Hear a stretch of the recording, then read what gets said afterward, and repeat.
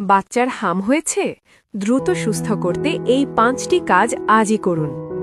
বাচ্চার হাম বা মিজলস ধরা পড়েছে? ভয় পেয়ে ভুল ট্রিটমেন্ট বা কুসংস্কারে কান না দিয়ে বাচ্চাকে দ্রুত সুস্থ করতে ঘরে বসেই এই 5টি কাজ আজই শুরু করুন। 1. Vitamin a magic.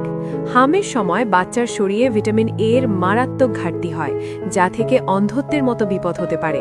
তাই ডাক্তার দেখিয়ে দ্রুত সঠিক ডোজের ভিটামিন এ ক্যাপসুল বা ড্রপ নিশ্চিত করুন। 2. তরল ও হাইড্রেশন।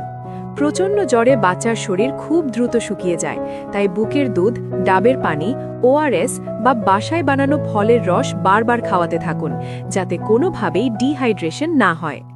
3. চোখের বিশেষ যত্ন। হামের কারণে বাচ্চার চোখ আলোর প্রতি খুব সেন্সিটিভ হয়ে যায় এবং চোখ দিয়ে পানি পড়ে।